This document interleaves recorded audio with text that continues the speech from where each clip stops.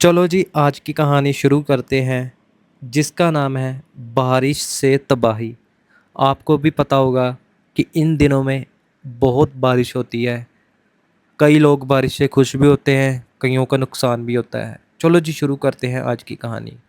इसका यही है कि बारिश की दो बूंदें किसी को जीवन देती है और किसी के लिए ये तबाही बन जाती है। वो कैसे?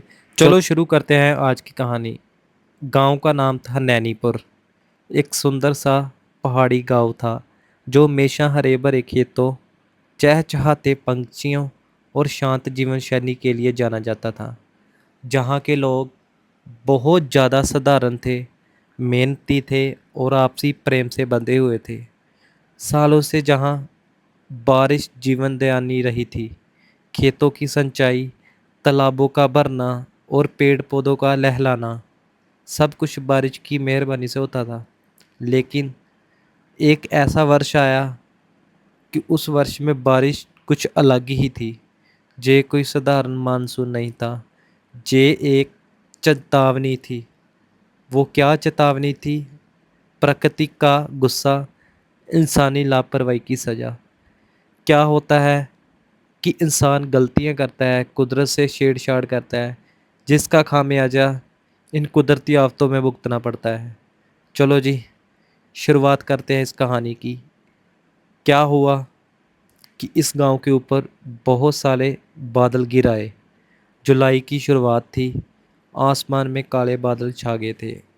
लोगों ने इसे आम बरसात समझकर स्वागत किया कि जैसे पहले भी बारिश होती थी, तो इस जुलाई के महीने भी ऐसी ही बरसात होगी जैसे पिछले वर्षों में होती है। लेकिन लोगों को क्या पता था, किसान बहुत ज़्यादा खुश थे कि अब खेतों की प्यास बुझेगी।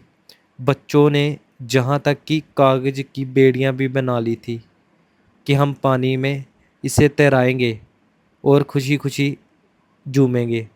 और हर घर में पकोड़े, चाय की खुशबू फैल गई थी। आपको पता ही होगा, जब भी किसी गांव या कहीं पे भी बारिश होती है तो लोग पकोड़े निकालना शुरू कर देते हैं। सेम ऐसा ही नैनीपुर में हुआ। तो लेकिन कुछ बुजुर्गों की आंखों में चिंता भी थी। वो किस बात की चिंता थी, अब मैं आपको बताता हूँ। इस बार कुछ ज़्यादा ही बदलाव है मौसम में। रामदीन काका ने चाय की चुस्की लेते हुए कहा। लेकिन किसी ने उनकी बात को गंभीरता से नहीं लिया। किसी ने भी उनकी बात को गंभीरता से नहीं लिया। क्या हुआ? पहले दिन तो बारिश होती चली, सारी रात बारिश रुकी नहीं। तो दूसरा दिन क्या हुआ कि मूसलाधार बारिश हो गई, जिसे कहते हैं कि इतनी ज़्यादा तेज़ बारिश आ गई। अगले दिन सुबह से ही ज़ोरदार बारिश शुरू हो गई। पहाड़ी से पानी तेज़ी से बहने लगा, नालियाँ भर गई और छोटी सी नदी जो गांव के पास बहती थी, अब राक्षस की तरह गरज रही थी। रात को हालात और बिगड़ गए। बिजली भी गुल हो गई, पानी का शोर और हर घर में चिंता। लोगों को क्या पता था कि ये बारिश उनके लिए इतनी बड़ी चिंता का विषय बन जाएगा। घरों की दीवारों में भीगने लगी। घरों की दीवारों के नीचे से पानी टपकने लगा, छातें टपकने लगी और कुछ कच्चे मकान तो गिर भी गए। यह तो दूसरे दिन में बहुत बड़ी समस्या बन गई थी उस गांव के लिए। अब बात करता हूँ तीसरे दिन की, कि तीसरे दिन क्या हुआ था। वो तबाही का चेहरा। अब जे सिर्फ बारिश नहीं थी, जे बाढ़ बन चुकी थी, बाढ़। गांव की नदी ने अपने किनारों को तोड़ दिया। गांव के आसपास में ना एक नदी बहती थी, जिसमें बारिश जब भी होनी तो थोड़ा बहुत पानी आता था। तो वो क्या हुआ उस दिन, जब तीसरा दिन हुआ, तो वो उस नदी का किनारा तोड़ दिया।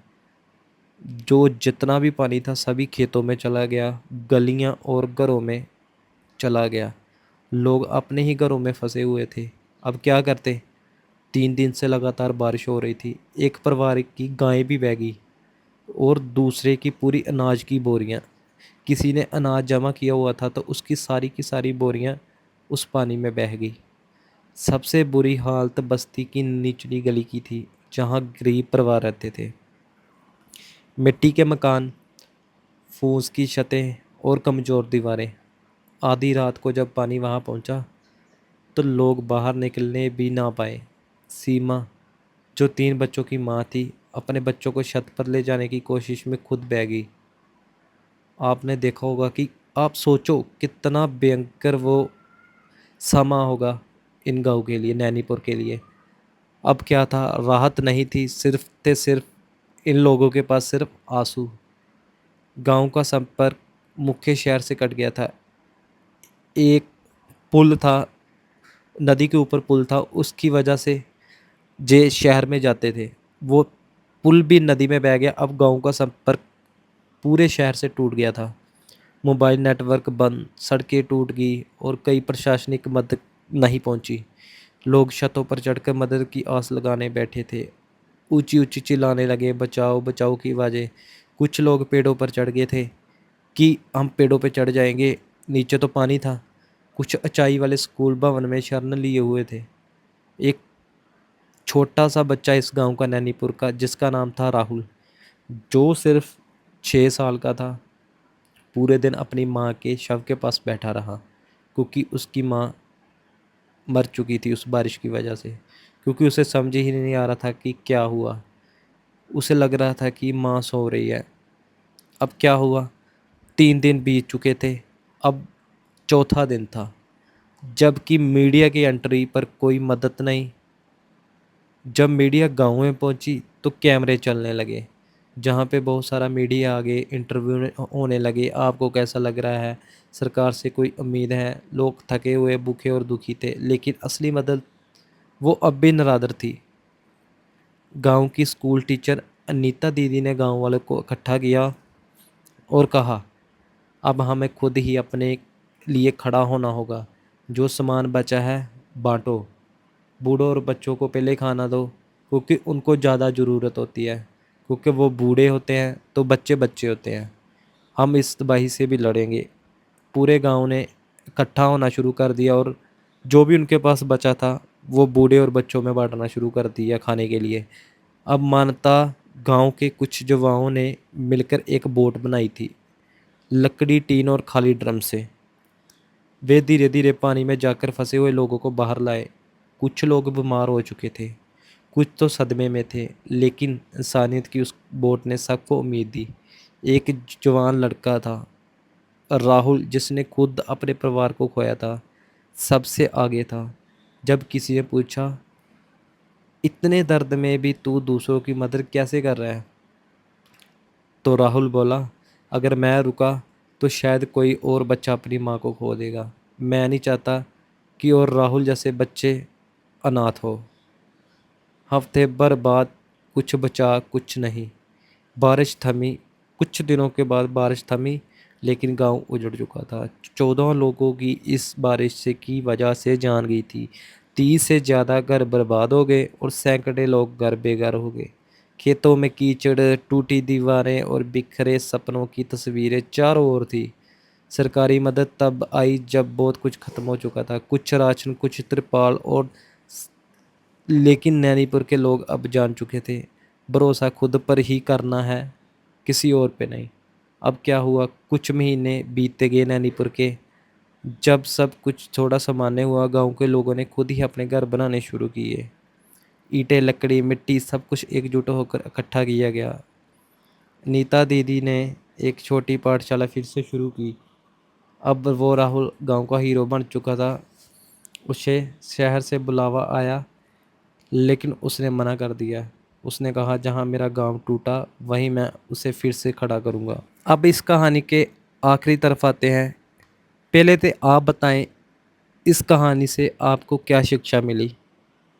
अगर आपको पता है तो कमेंट ज़रूर करना, नहीं तो मैं वीडियो में बता देता हूँ कि बारिश जीवन देती है, पर जब वह सीमाएं पार करती है तो वह जीवन भी छीन सकती है।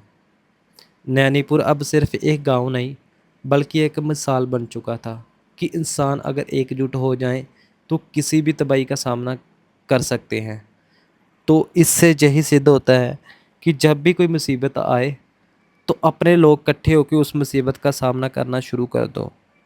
जब आप किसी मुसीबत का साथ मिलके सामना करेंगे तो वो मुसीबत मुसीबत नहीं रहेगी, आसानी हो जाएगा आपके लिए। तो हमेशा यही बात कहता हूँ कि आप हमेशा इकट्ठे होकर हो, क्योंकि एकता में बल है। तो इस स्टोरी को और लोगों के साथ शेयर करो ताकि लोग इस कहानी से कुछ सीख सकें। तो उम्मीद करता हूँ ये कहानी आपको अच्छी लगी होगी। तो आपके लिए और भी अच्छी अच्छी कहानी मैं लेके आऊँगा। बस आप हमारे चैनल को सब्सक्राइब ज़रूर करना। धन्यवाद।